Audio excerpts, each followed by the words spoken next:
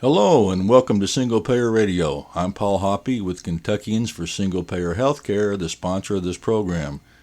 Today's program comes from our partner, PNHP, Physicians for a National Health Program, on Taking Advantage, How Corporate Health Insurers Harm America's Seniors, joined by guest speaker Senator Elizabeth Warren. Before we get started, I'd like to remind you that you can hear this program on Forward Radio, WFMP 106.5, 3 times a week, on Monday at 2 p.m., Tuesday at 8 a.m., and Wednesday at 11 a.m. Also, that the views and words expressed on this program are those of the speakers and not the station. And now, let's get started. My name is Phil Verhoof, and I am the current president of Physicians for a National Health Program, or PNHP. I'm also an ICU physician based in Honolulu, Hawaii, and I care for critically ill children and adults. And so allow me to tell you just for a couple of minutes why we chose to take this on. Remember, we're the only physician-led organization in the country that's devoted to advocacy for national health insurance, and we've been at this fight for almost 40 years. And we've known all along that the private insurance system is actually the problem and not the solution. But in the last decade, we've just seen shocking changes perpetuated by private insurers that have really been damaging both patients and clinicians. Doctors, nurses, pharmacists, therapists, anyone in the healthcare industry has been adversely affected by this. And today we're going to present some of the results of our recent report, really documenting the ways that private insurance is hurting some of our most vulnerable, our senior citizens on Medicare.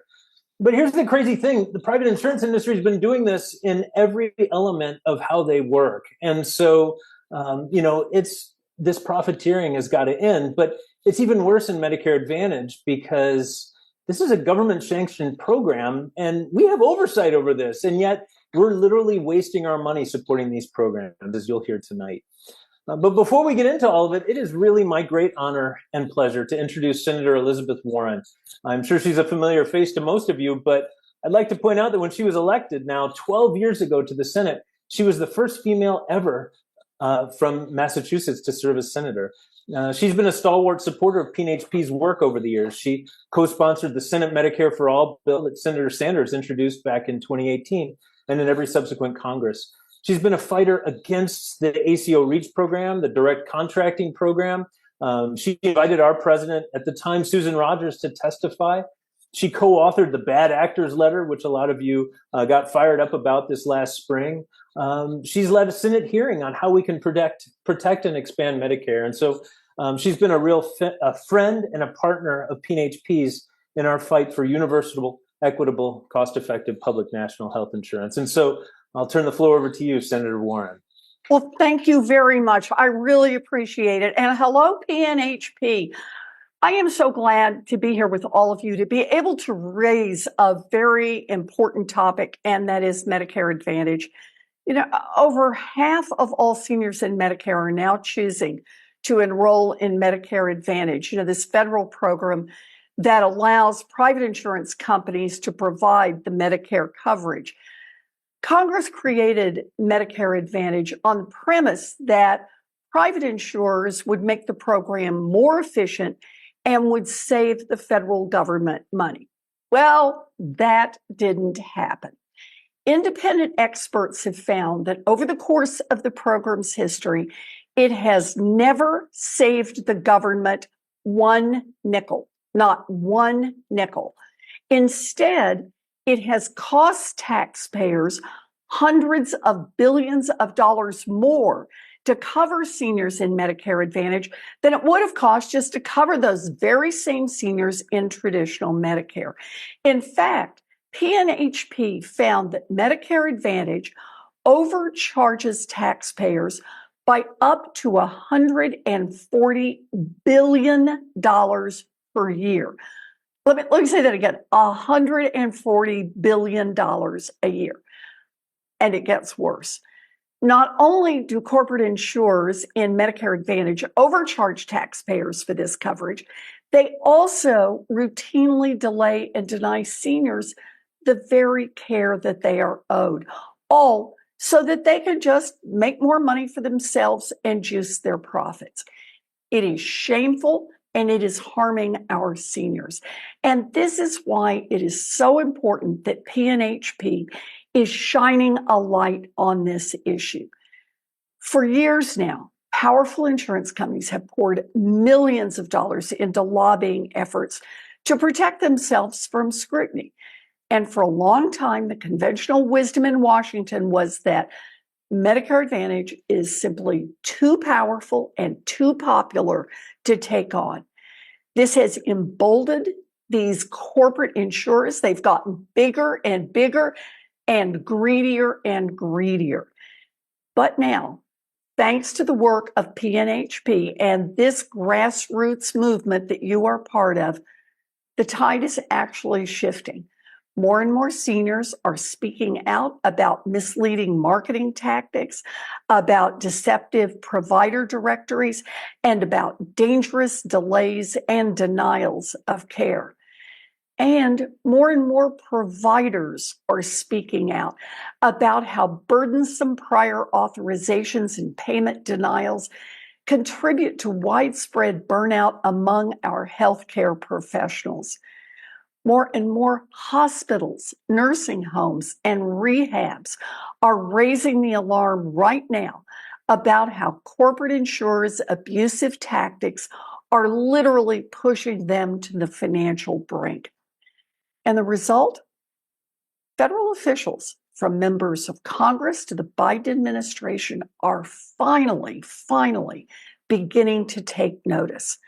The Biden administration has begun to take important steps to crack down on deceptive marketing in Medicare Advantage, and they have begun addressing overpayments to corporate insurers.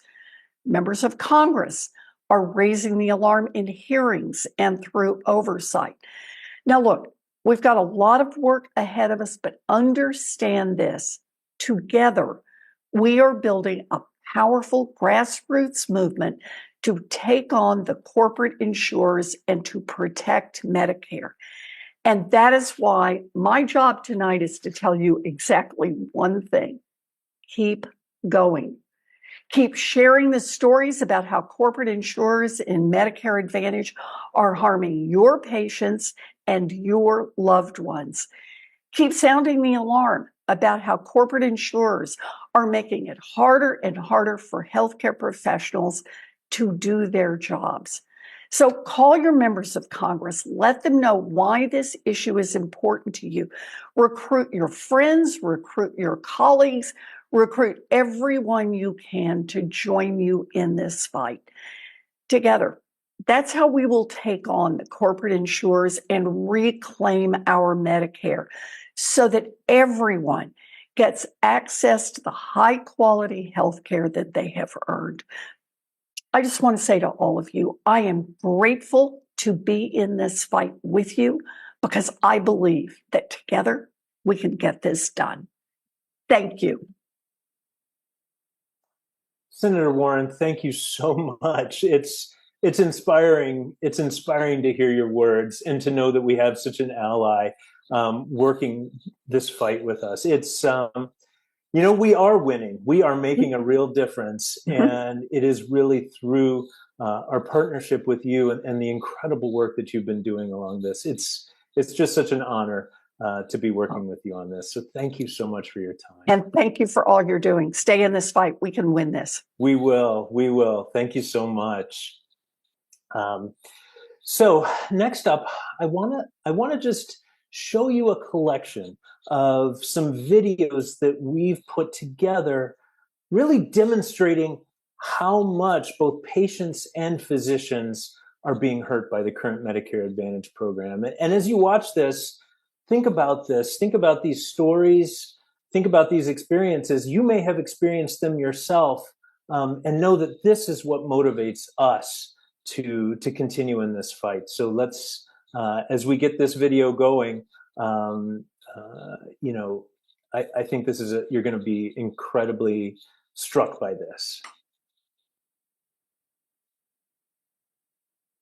In 2021, my wife became very seriously ill very suddenly within a matter of 3 or 4 days, and she was diagnosed with category 4 brain cancer, glioblastoma, inoperable. From that point in time, it was a fight as to which hospital we were going to be in. Could we coordinate benefits between hospitals? What kind of treatment she could get as she got progressively worse? It was absolutely horrible.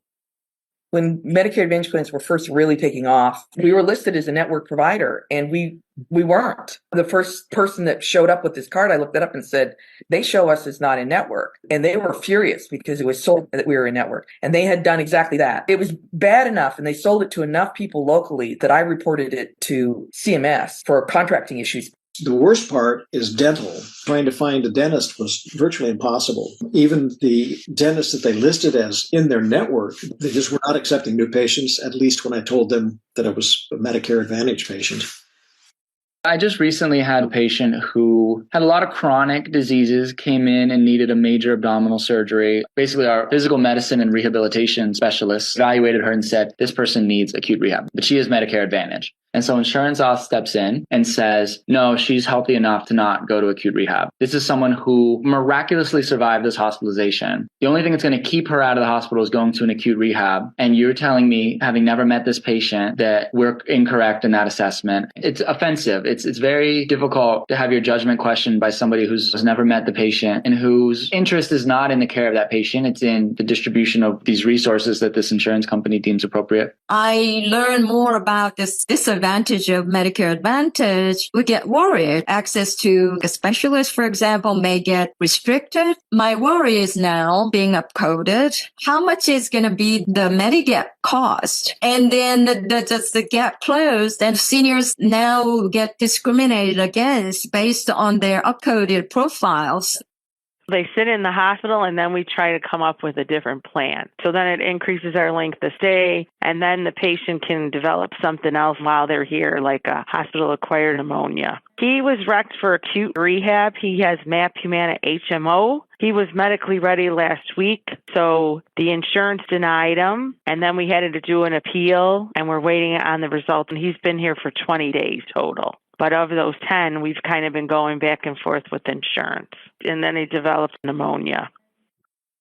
The Medicare Advantage plan at that time was trying to switch the patient from one calcium channel blocker to another and also encourage them to get their drugs by mail order. In the wake of all of this shuffling around, the patient became confused about their medications, and the patient came in profoundly hypotensive. It was a pulling apart of the part of medicine that's most important, the doctor-patient relationship and the pharmacist-patient relationship. It was all about the dollar. See, if you don't find this moving and infuriating, right? Like, this is crazy. This is the system in which we live. This is just a few stories. And this is why we fight. And honestly, we are winning. You may remember a couple of years ago, we launched a campaign against the ACO REACH and direct contracting programs. And as a result of our advocacy, they've shut them down. They are not expanding that program the way that they had originally planned to. And remember, our advocacy this last spring to keep CMS from raising those rates for Medicare Advantage resulted in a drop of insurance industry stocks as a result of our advocacy, because all of a sudden they found out they were not going to keep being able to milk this cash cow. And so we are winning. Our efforts are making a difference, but we need to keep building our power to finish this job. And that's where you come in. We need you to join us in this effort. And there are so many ways that you can help us in this. And so throughout this webinar, we're going to help you understand the 3 opportunities that you have to stand up for patients, physicians, and for Medicare itself. And the first one is this: share the news. Share the recording that we send to you tomorrow. Share our one-pagers with the materials that we have. Share these with your friends and with your colleagues to help them understand this problem. Second, speak up. Tell people about this, right? They need to know that this system is broken. that they need to know, that we need to hold our government accountable. Stop wasting our money. And third, show up, whether it's legislative advocacy, if it's direct actions, if it's protests, if it's calling your legislators. We need you to be a part of demonstrating our numbers. This is not a fringe issue. This is something that literally affects everyone, right? Millions of Americans. And so, again, just to remind you, you will get tools to share all of this tomorrow. You're going to get, because you signed up, you're going to get an email with a video, with one-pagers, with tools to share this. And now we're going to launch a poll. We want to get you fired up. We need everyone on this webinar to share either the harms report and petition by texting it or emailing it, or print that one-pager, bring it to local community groups so that they understand this issue. Third, you could table with local activists this summer, engage with them on the importance of it, or finally forward this recording to anyone and everyone you know so that they understand the scope of the issue. This is how you can get involved. We have to keep this fight going. We have to build on our momentum. So now it's my great pleasure and my honor to introduce Dr. Ed Weisbart. He trained in family medicine. He's PNHP's board secretary. He's based in St. Louis. If you've ever given a PNHP talk, you've probably used one of Ed's slides because he makes all the incredible materials that we send out to you. He's been involved in legislative advocacy. He's just a fantastic advocate. So Ed, the floor is yours. Tell us some more about this campaign. Well, thanks, Phil. Boy, powerful stuff that we've been starting off with. And thank you for all the things we've got going on here. So it's my pleasure to start to try to unpack the actual report that we produced. So we're going to spend just a few minutes going through that, but I need to start by, sorry, just a second here. Didn't mean for that to happen. I need to start by telling you about the great authors we have on it, the policy committee that worked hard with with wonderful Gaurav. We also worked externally with a bunch of experts who were just honored to be able to have had help us, guide us on this.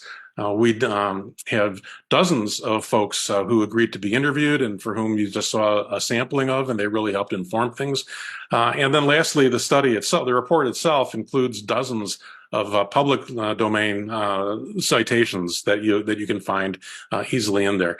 What I wanted to point out about those citations is that the evidence is basically overwhelming that Medicare Advantage is harming people in general across the entire system. But also I wanted to point out that there isn't much public, almost no public information looking at individual Medicare Advantage plans. And that's important because some of you watching this video are possibly in a Medicare Advantage plan and may not have had the kinds of problems that I'm going to describe in a couple minutes. So you may not have run into those. That's either because you're in a better one and we don't know which ones are better or worse, or you may not have just yet run into the problems. I don't know. But the point is we have very little information about individual plans, and yet this stuff we're showing you applies nationally to across the entire system. So our main conclusion is that we thought that there were harms being perpetrated or conducted by Medicare Advantage on people, but we didn't quite understand the range and the depth of it. So I'm just going to give you a little taste of it. One of the most striking things we uncovered was that the death rate after some cancer surgeries is double for people in Medicare Advantage than for people in traditional Medicare. People who have cancer surgery, particularly in this case, pancreatic cancer surgery, but in several cancer surgeries, have significantly higher chances of dying after their surgery if they're in Medicare Advantage than if they are in traditional Medicare. And that's for a host of reasons, which we are unpacking in the report. The one, of course, is that the networks keep them from going to, frankly, the best hospitals and doctors in the country. If you have certain things, you want to go to a center of excellence, and people in Medicare Advantage are far less likely to be able to do that compared to people in traditional Medicare. We discovered that there are millions of people in Medicare Advantage who are underinsured, meaning that they have such high personal costs despite having this insurance that they've had to delay and deny and have their care denied. And these delays and avoidances of care are part of why the cancer surgery death rate is high. We discovered that there were more than 10 million, actually nearly 12 million people in Medicare Advantage who have this alleged insurance that actually excludes more than 70% of the physicians in their county. That's, again, one of the reasons why we see the increased death rates. And then lastly, that physicians and their practices were wasting tens of millions of hours a year just on the prior authorization process for Medicare Advantage. And you're going to hear a bit more about that. So these things are all interrelated. The prior authorizations, the narrow networks, the underinsurance, the delays and denials of care, and frankly, the increased death rates. This is no game. This is for real. Let's make it a little more clear what Medicare Advantage is just for a moment. So to make the point that it's not actually, in my mind, even Medicare. So traditional Medicare is as simple and efficient and equitable a system as you can want. We pay our taxes. We get our precious red, white, and blue Medicare card that we hold on to for dear life. And then Medicare pays physicians and hospitals on behalf of Medicare members. It's not quite as simple as this cartoon, but it is nearly as simple. Medicare Advantage is completely different. It's completely different. And so this is, again, a simplified cartoon, but it's complicated, it's harmful, as we'll show you, and it worsens disparities. So instead of Medicare paying your doctor or hospital if you're a patient, instead, Medicare prepays an insurance company, and then the insurance company pays the doctors and hospitals. So think about that. The insurance companies are prepaid. They have the money in their bank, and they don't want to let go of it. So every time they have to pay a doctor or a hospital on a patient's behalf, that's a cost, and that's not what they want to do. And a little more complicated than this cartoon, they don't actually pay every doctor and hospital. They, of course, tell patients you can use this doctor and not that doctor. So it's very complicated, and that complexity by itself is enough to say that Medicare Advantage is really not Medicare. So it does a number of things. It blocks access to physicians and hospitals, as I've said a couple times, delays care, denies care, and that can kill you, actually. And only in Medicare Advantage do you start to see the HMO style tools like prior authorizations and other similar things. So if you've been running into much in the way of prior authorizations in Medicare, I promise you, you have Medicare Advantage and you do not have real Medicare. Real Medicare, traditional Medicare, doesn't actually do hardly any of that kind of stuff. And what most folks don't realize after they've been in Medicare Advantage for more than 12 months is that, yes, they can get back and go to traditional Medicare if they hate these prior authorizations or their network doesn't include whom they want. They can do that. But what most folks don't realize is that they're no longer guaranteed of being able to purchase a Medigap plan. And so they're almost trapped. You're almost trapped in Medicare Advantage, except for 4 states where you do have those guarantees. So these harms that we're unpacking here, these harms are not accidental. They are fundamental consequences of the business model that is Medicare Advantage and other corporate profiteerings. This is how healthcare is supposed to work, right? Doctors and patients partner together to get the best care. But instead, what we're finding and what we reported on is this whole range of harms that Medicare Advantage firms introduce to this relationship. I'm not going to unpack these today. I recommend you read the report, but there's more than this in it. The key that I'm saying right now, though, is that most folks, when they're opting into Medicare Advantage, don't know they're making the decision to expose themselves to that. They don't realize these things are in Medicare Advantage and not in traditional Medicare. And by the time they might run into them, as I said, it's probably too late for them to be able to purchase Medigap, and they really can't personally get out of it anymore. So, these are things that we're saying, and we're saying that the corporations are causing harm, but the corporations are starting to say it themselves right now because they don't actually care about the harm. Recent quote from CVS that they literally are announcing in public at their shareholders reports that they value margins over membership. So CVS has declared that they might be cutting the benefits that they're offering in Medicare Advantage. Hearing, vision, dental, and other things like that. Understand those benefits are not often used, and they're not used, and they're not as robust as you probably would want them to be, and they're kind of designed more as marketing benefits than they are as really solid, substantial benefits. But still, there's some degree of benefit, and CVS has announced that even those they might be cutting. They might be leaving counties that they don't make enough money in, unprofitable counties. And they overtly said, direct quote from the CVS CFO, the goal is margin over membership. Margin is how much money they can make.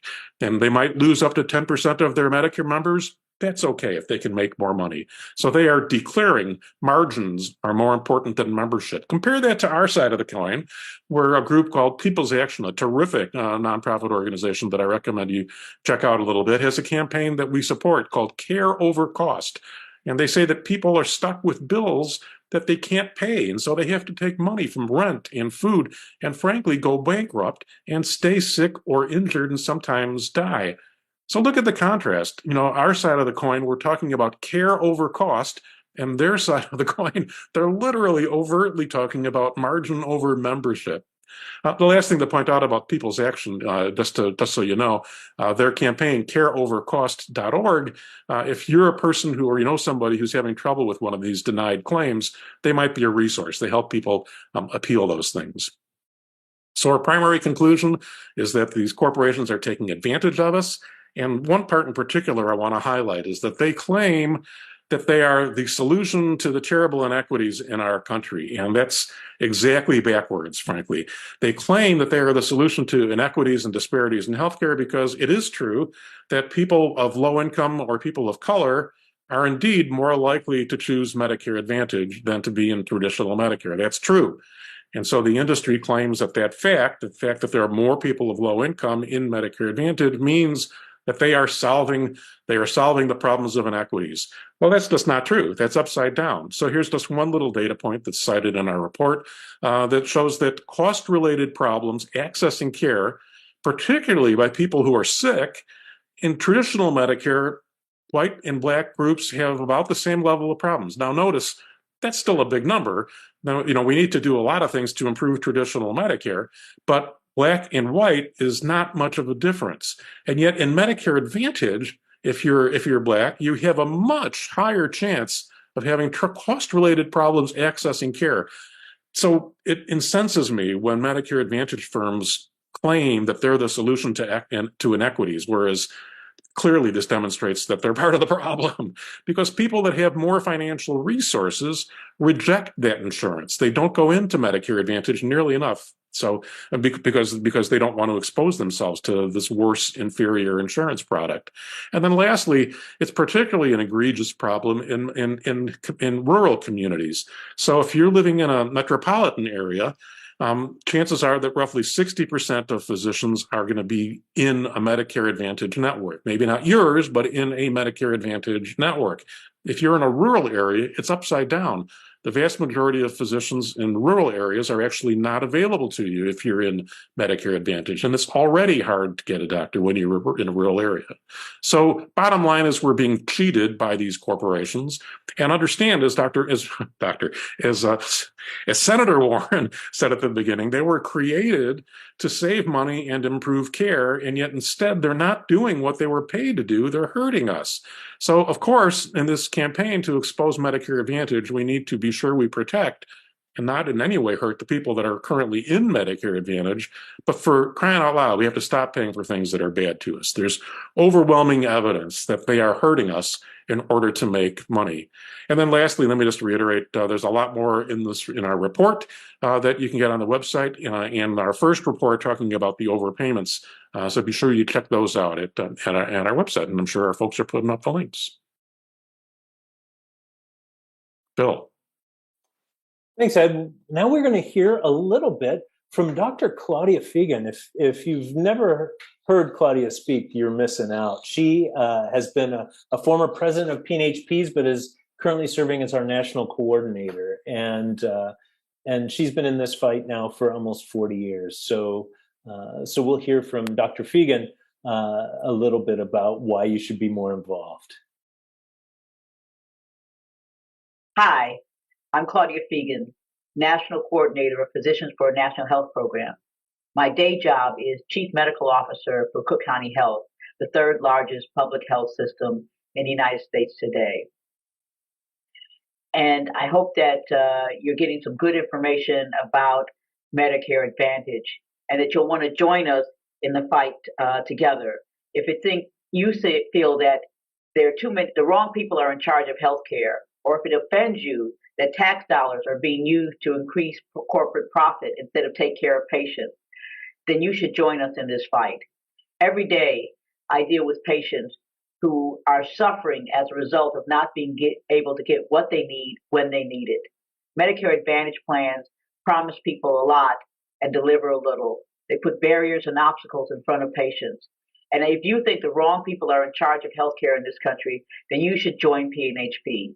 Join us in this fight. Join a group of people who believe that healthcare should be a right for everyone who lives here. We believe that we already spend enough on healthcare in the United States today. We let too many people who are not involved in the delivery of care to take profit from it. And that's part of what Medicare Advantage does. It promises people things, and then once people are in these plans, they find out that there are all kinds of barriers, whether it's prior authorization or different rules that keep them from getting the care they need, the care they were promised, the care they thought would be delivered. So if you want to be part of this fight and join us, whether you're someone who's a physician who takes care of patients and is offended by this, or you're a patient who has suffered as a result of not being able to get access to what you need, or you have watched a family member try to navigate the complexities of the insurance industry in this country, which is designed not to deliver care, but to make profit, then you should join PNHP. PNHP is an organization of committed folks who want to see a change in healthcare. We think the wrong people are in charge of healthcare. We think the wrong people are taking all of the money from healthcare instead of delivering it to the people who need it most. So join us in this fight and let us help take control of healthcare. We believe that healthcare should be a right to which everyone is entitled, and that we can be successful in our desire to change the course of healthcare in the United States today. Thank you for your time, and please don't sign up for PNHP. We'll be stronger with you in the fight to join us. Thank you. Yeah, I would join again if I could. I'd love to hear her talk. I mean, it's crazy, right? Twice as many people dying on Medicare Advantage plans when they have cancer. Like, how is this okay? And the government is just sort of standing by and saying, yeah, we'll go ahead and support this. This is crazy. We have to fight. So the next person I want to introduce to you is actually a medical student. That means he represents the future of this movement. Michael Massey is a third year, almost a fourth year med student at Northeast Ohio Medical University. And he is one of our board members from Students for a National Health Plan. And so he's going to tell us a little bit more about his experience with harm at the hands of Medicare Advantage. Michael. Hello to everyone on the PNHP webinar tonight. My name is Michael, and I'm a fourth-year medical student in Ohio, and I'm honored to have been invited to speak on the personal harms of Medicare Advantage plans related to my grandpa's experience. Unfortunately, I cannot be with you all live, since I will actually be at the hospital during the webinar. I'm grateful to share my grandpa's story. He's always been a role model for me. His childhood was plagued by a violent father who beat him and his siblings and forced him to fight other people when they were out in public. But despite this, my grandpa grew up to be a very straight-laced, self-made man. He began a career as a mechanic after high school and worked his way up until he was running his own factory. He also is a pillar of his community. He's constantly fixing things for people that he knows and doing chores for his neighbors who have gotten too old or too sick to really take care of their house on their own. 2 years ago, though, when he was 78, he was diagnosed with pancreatic cancer. The cancer had not spread, but it was too close to an artery to be treated with surgery. And as a medical student, I wanted to research all that I could to find the best treatment that could help him. And I found a newer treatment procedure that was designed for the exact type of tumor that he had. And I told him to ask his doctors about it, and he later told me that the only hospital in his area that provided that procedure was out of his provider network. So it would cost over $30,000 out of pocket. And I said, what do you mean? Medicare doesn't have networks. It should cover you. And that is when he learned that he had a Medicare Advantage plan and not traditional Medicare. Since insurance companies can advertise their plans so prominently and deceptively, many people don't know they aren't signing up for traditional Medicare. Due to his Medicare Advantage plan, my grandfather had to forego the treatment option that would require a lot less chemotherapy to supplement the treatment I found, and pursue heavy chemotherapy and radiation. He also had to meet a $6,500 deductible. He spent $35 to $60 for every copay and had coinsurance. 1 year after his diagnosis, he stopped his chemotherapy because he had become too frail with diffuse swelling and had to take 1 ambulance ride and 2 life flights due to passing out and having transient ischemic attacks in his brain and heart. He spent over $18,000 on his treatment, and his partner spent hours per week arguing over improper billing with hospitals and their insurance company. And he had to pay additional out-of-pocket fees for past his deductible for his life flights, which would have been covered under traditional Medicare. My grandpa and his partner wanted me to share their story because they did not think anyone should have to go through what they did. Their biggest betrayal throughout all this was feeling like they had to fight with the hospital and insurance company over surprise billing while still relying on them for urgent medical treatment. It's a powerless situation, and Medicare Advantage plans won't hesitate to squeeze people like my grandfather under their thumb in order to gain a profit. By denying or even just delaying care, they are causing real harm to millions of seniors. Thank you for letting me share my story. Wishing you all the best. Oh, thank you so much, Michael. So next up, we're going to hear from a physician telling us stories about how Medicare Advantage has harmed her patients. Dr. Diljit Singh is PNHP's current vice president and next president. She's an OBGYN-trained gynecologist, oncologist based in Virginia. Diljit, tell us a story. Thanks so much, Phil. As a GYN oncologist practicing for 25 years, my patients and I have made decisions based on their life goals and basic oncology concepts of starting cancer treatment as soon as possible to maximize chance of cure, avoiding transfusions that might increase chances of the cancer coming back, following the evolving science as Michael was describing. And I used to be relieved when a patient was over 65 because I knew they had Medicare and I wouldn't have to worry about pre-authorizations and denials as long as I was following national guidelines and we could just focus on cancer treatment. As you all have heard, Medicare Advantage has changed all of that, with pre-authorizations needed for any test or treatment and frequent arbitrary denials. Imagine a 66-year-old woman with 2 part-time jobs. She's a receptionist at a local funeral home, tends bar at night, and in spite of all the numbers of hours she works, she's never had health insurance because she had part-time jobs until now. She's been worrying about some abnormal vaginal bleeding that she's been having, but since she was so close to turning 65, she waited until she had Medicare. When it came time to pick a plan, she did all the right things. She researched the programs, she looked at the list of doctors, she asked around. But she did not know that she had cervical cancer, so she did not specifically think about oncology care. She did realize she couldn't afford the copays of traditional Medicare, and so she signed up for the same Medicare Advantage plan as her neighbor, who really liked it because it covered this Silver Sneakers program, although she never used the Silver Sneakers program. First thing after enrollment, she wants to see a primary care doctor, but her Medicare Advantage plan has a narrow network, so it takes months to get in to see a physician. She mentions the abnormal bleeding and then struggles for more months looking for an in-network gynecologist with availability. By the time she sees the gynecologist, she's feeling dizzy when she stands up, and tests show she's anemic, has low blood counts, and the cancer that she doesn't know about yet is causing pelvic pain, making it hard for her to stand. Next comes the search for a specialist like me, but she has few oncologists in her network, and so there's more delay. And by the time she gets to me, having an exam is almost unbearable. But even on a limited exam, I can see the advanced cervical cancer. And I know what we need to do as soon as possible. However, now the pre-authorization process kicks in. We must wait for the insurance to pre-authorize before we can schedule the biopsy. We have to wait until the biopsy comes back before insurance will authorize the PET I know she needs, and that'll help us plan the treatment that we still haven't started. Meanwhile, she continues to suffer physical pain, ends up needing a blood transfusion. And I know I am not giving her the best chance of curing her cancer. And knowing I am not doing the right thing, but having no power to change it. In academics, we call this moral injury.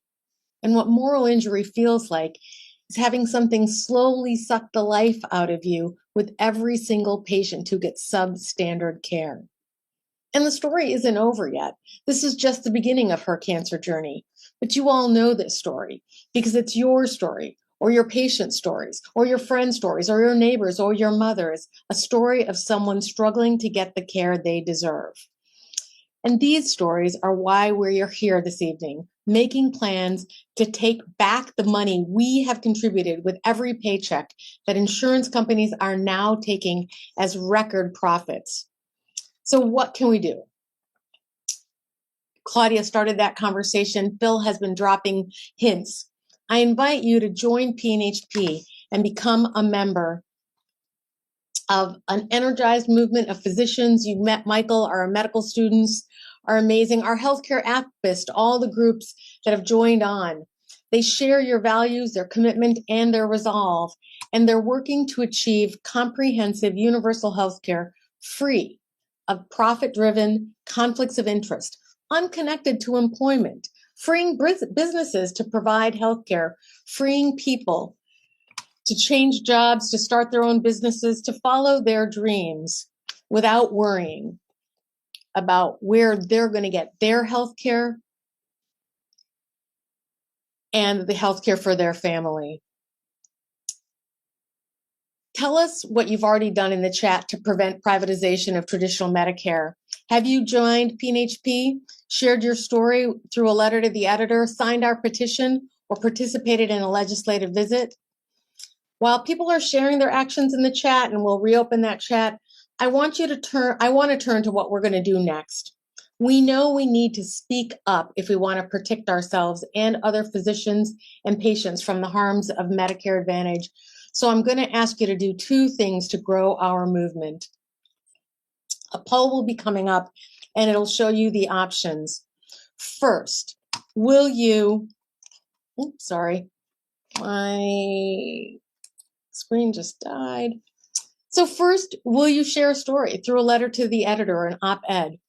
At PNHP, we have resources that if you click that box, we will send to you resources, information, everything you need for this powerful action. 2, this summer we have 2 trainings that are happening.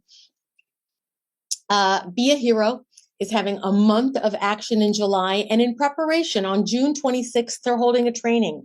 And the training is going to focus on the information you need to give people and the thinking about where are the best places to talk with people, where are settings that you can engage in these activities. The second, sometime in July, with a time yet to be decided, and we'll get that information to you, PNHP is having a speakers training to get you the data, the slides, the skills to speak to a variety of audiences. In order to win, we know we need people all over the country trained and ready to expose the insurance industry's harmful actions. Let us know if you can participate and we'll get you the details. Let's build the power we need to get everyone the health care we deserve. Now I have the pleasure of introducing you to someone who shares our goal of drawing attention to the harms of Medicare Advantage. Kurt Barwis is the president and CEO of Bristol Health in Bristol, Connecticut. He's also a board member of the American Hospital Association and former member of the Board of Governors of the American College of Healthcare Executives. Welcome, Kurt, and thanks for joining us tonight. Thank you very much for having me tonight. Really appreciate it. And hearing all of the the presentations tonight. I feel like I'm in the right place. So thank you. So let me get started. As you said, I'm the president of a small, highly integrated health system in Bristol, Connecticut. In many respects, the pandemic hid a growing reality for acute care hospitals across this country. We had the emergence of distressed and failing hospitals. It was really just hidden in our country. Yes, we saw a great staffing exodus in our industry. Yes, labor and supply and inflation has been staggering, but all of these environmental forces swing like pendulums, as they always have. Staffing shortages will subside, new creative staffing models will emerge, supply prices will moderate, and the reality of artificial intelligence should begin to improve at least the administrative part of our business. What I see, though, is that Medicare Advantage is the largest threat to sustainability for hospitals and physician groups that have high MA penetration. Medicare Advantage abuse of hospitals, doctors, and other healthcare providers has grown faster than the penetration of these plans. More recently, it seems there's been a groundswell of bipartisan acknowledgement, focus, and attention, substantive changes in MA rules and regulations.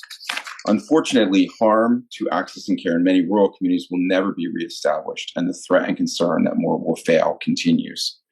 The awareness of denials for needed tests and procedures, the administrative burden and related burnout is no longer being ignored. In the last 2 years, almost 2,000 pages of new rules and regulations were implemented by the Center for Medicare and Medicaid Services, yet building a meaningful accountability system to address and prevent harm to MA enrollees seems totally lost and literally accepted by a healthcare system that focuses on quality, safety, and outcomes. Change, addressing abuse, denials, administrative burden, and costs that are shifted to the healthcare providers by MA plans for their profits is a cancer in the U.S. healthcare system. While CMS is actively implementing meaningful change at a rapid pace, so too are these plans implementing countermeasures to sustain their profit margins. CMS, the largest payer of healthcare in our country, includes in its mission and national quality strategy, making sure everyone is safe. Why is it that prior authorizations have standardized timeframes, 72 hours, 7 days, 14 days? How does it make sense that all tests and procedures, treatments, and medication other than emergencies fall into standardized timeframes? Why is it that MA plans have unchecked ability to expand their use of PAs? With just 2 oncologists in our hospital-based cancer center, we were required to do 360 prior authorizations in 1 month. We were forced to add a second qualified PA person just to ensure that our cancer patients get the care they need. How does this make sense? The system that hospitals and doctors and other healthcare providers exist in requires licensure, credentialing, competency assessments, reporting, including anytime we cause harm, oversight, inspections, all designed to ensure reliability and safety. When a mistake is made, hospitals immediately conduct root cause analysis, construct and implement action plans to ensure that the system that failed is fixed and no one is hurt in the future. There are real consequences for unfortunate mistakes, loss of licensures, fines, and other regulatory actions. In addition, those that are hurt or their families can easily access the legal system and be compensated for harm. Yes, mistakes happen, but the system controls are in place to address them with real consequences. MA plans practice medicine through the prior authorization process, sit through any state hearing, and as we heard tonight, on harm caused by prior authorization, it's heart-wrenching, sad, and totally doesn't reconcile with a healthcare professional's inner rational logic. There are endless examples of harm from patients and doctors. The injury isn't just to patients. There's the moral injury that this causes to an oncologist who full knows that after appealing a denial and doing a lengthy peer-to-peer, that their patient's life will be cut short because they couldn't get the best or right drug approved, or the appeals and approval process took too long to make a difference. Or in the case of a critical care doctor, for a patient that was stuck for months in an ICU waiting for a high-level post-acute ventilator MA authorization, full well knowing that the literature clearly established the longer it takes for a patient to make the transition, the less likely they will recover and the higher the mortality outcome. And then there are the denials that will surely come and the reality that the hospital will never get paid. This is actually a real patient example. Patient was admitted in April of 2023, stayed in my hospital for 7.5 months waiting to get a proper authorization, $2.2 million in charges. And today, we have not been paid a dime by that Medicare Advantage plan that got paid every single month from the federal government to take care of that patient, not one dime. There's no question that the harm is occurring to MA enrollees each and every day, which begs the question, What system is in place to report and hold MA plans accountable when their actions harm enrollees? CMS has an enrollee complaint system, and there is a process for resolving enrollee prior authorization denials. But what is happening to address MA-caused enrollee harm? Where is harm, adverse event statistics, where they're being captured in the CMS star rating system so people can make an informed decision about what plan they might take? It's time to fix this problem once and for all. It's time to stop ignoring Medicare Advantage enrollee harm. Either we take profit out of the equation altogether, or we embrace and implement changes that will cause these plans to put enrollee safety and outcome ahead of shareholder value. I echo with all the prior presenters have said, advocacy, telling the story, building the awareness of harm caused by MA plans, PAs, and adverse impact, and the adverse impact it has on health equity are critical and incredibly important. Thank you for the opportunity to be a part of this webinar. Oh, thank you so much, Kurt. That's amazing to hear the hospital side of things, so valuable in our fight. Next up, I want to introduce another healthcare activist to you, Jen Coffey, she's a writer, she's been in the healthcare field, she's been a legislator. Jen, take it away. Tell us about how you've been fighting this fight. I want to say thank you to Senator Warren for standing with us today, as she did last summer in Washington, D.C., along with the New York City retirees. We stood together fighting for traditional Medicare. My name is Jen, and I'm from Manchester, New Hampshire. I'm on a Medicare disadvantage plan. I once was a fully functioning EMT, holding down multiple jobs at once, one of which was a state representative. That all changed when I was diagnosed with breast cancer at the age of 42. Within 1 year, I had 3 surgeries. I'd walked into the hospital and was wheeled out. I lost everything, my career, my home, everything. I was bedbound for over 2 years. I was scheduled for an appointment to sign my DNR, do not resuscitate paperwork. I had developed severe small fiber neuropathy and CRPS, complex regional pain syndrome, the most painful disease known to modern medicine, also known as the suicide disease. Approximately 70% of people with it, from children to the elderly, will consider or attempt suicide. The disease is torture. The pain and neurological symptoms can feel like literally being on fire, walking on broken glass, or other horrific, unrelenting symptoms. I was told ketamine infusions could save my life, but the cost was too much for someone living on disability. I was locked in a bed on opioids and narcotics, which stole my mind and ability to interact with the world. It didn't allow me to live a life outside of what I called my cell, my bedroom. Faced with either giving up and signing my DNR or finding a way to get the money, I started a GoFundMe and I sold everything I could think of, including letting go of my car. The infusions enabled me to get out of bed. They gave me a life worth living. Then things got bad and my illness was progressing. I was forced to ration infusions because my rent went up $400 and my Medicare disadvantage refuses to cover the cost. My neurologist started me on low-dose naltrexone, but the pharmaceutical company that makes the medication will not make it in the low doses that I need because it's not profitable for them. I have to use a compounding pharmacy to get the medication. I've had to take my struggles public to access the care I need. It wasn't an easy choice to put my pain out there for the world to see. It was my last best hope of continuing my treatments. But I didn't have to do it alone. I had organizations across the country who are working together to fight back against the financialization of healthcare in the U.S. People's Action created a video, a petition, and a letter demanding that United Healthcare cover my care. There was a full-on social media blitz. That Twitter storm resulted in contact from United Healthcare on Twitter. They didn't call me. They contacted me by commenting on my post saying they wanted to talk to me. I went to Washington with Be a Hero and had meetings about my story with Senate staffers. They created a video covering the last year of fighting for access to the infusions I need to live. Organizations like Social Security Works, Rights and Democracy, and PSARA shared and spread the video, getting over 300,000 views just on Twitter. That's 300,000 more folks warned not to become trapped like me. PNHP showed up in white coats supporting me, and I've collaborated with them to further educate elected officials here in New Hampshire. Finally, United Healthcare was forced to cover my infusions, but every single one has been a battle. Each was issued a prior authorization, and then United Healthcare denies it when the bill comes in, going back on the prior authorization. Then I fight more to finally get them to pay. I'm currently still waiting to see if they pay for my March infusion. Last I checked, it was being denied. I've spent countless hours on the phone, losing precious moments of my life to the endless nightmare of fighting to stay alive because I'm trapped in a Medicare disadvantage. I have pre-existing conditions, and no one will issue me a Medicare supplemental policy. We've taken the fight right to United Healthcare's front door at their headquarters in Minnesota. As we sit, United Healthcare had its shareholder meeting today. I imagine them toasting their profits while a child is suffering from cancer, waiting for chemo to be approved. People identify with my story because they've had it happen in their lives, and they've seen their loved ones suffer. Last summer, over 1,000 of us showed up to fight in Washington, D.C. This summer, we're taking the fight to every city, but we cannot do this without you. I need you to take the next step in the capacity you can. Maybe that looks like sharing information on social media or talking to your legislators. Maybe it's standing with me at a protest. Whatever it is that you can do to bring us that much closer to saving another life.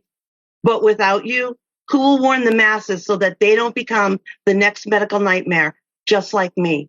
Will you join me?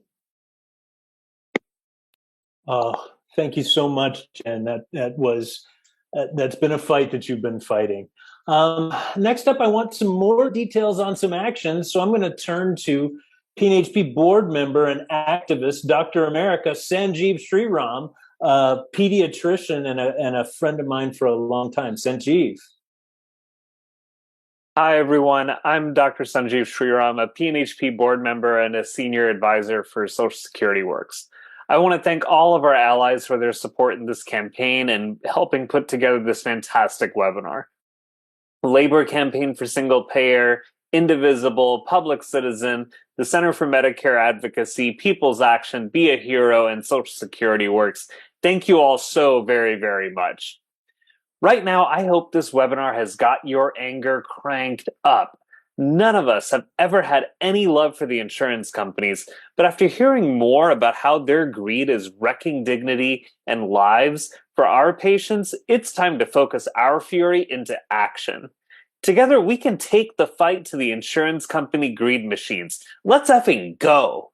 Insurance companies have zero shame. They have openly said that this fall they will cut benefits, hike prices, and put profits before patients no matter what. But they have no idea about the hell we will raise for health justice. In July and August to celebrate Medicare, will you join us in September? Can you help organize an event in your community? We are here to help you. Let's turn anger to action and take the fight to the insurance companies. A better healthcare system rooted in justice and dignity is possible. Yes, thank you, Sanjeev. Anger into action, people. That is what we need. So we're at the top of the hour, and I want to thank you all. I'm sorry we had to cut Phil's closing off, but unfortunately we're out of time. If today's program has inspired you and you want to get involved, check out our website at kentuckyhealthcare.org. And that concludes today's program. Thanks for tuning in, and I'll catch you next time.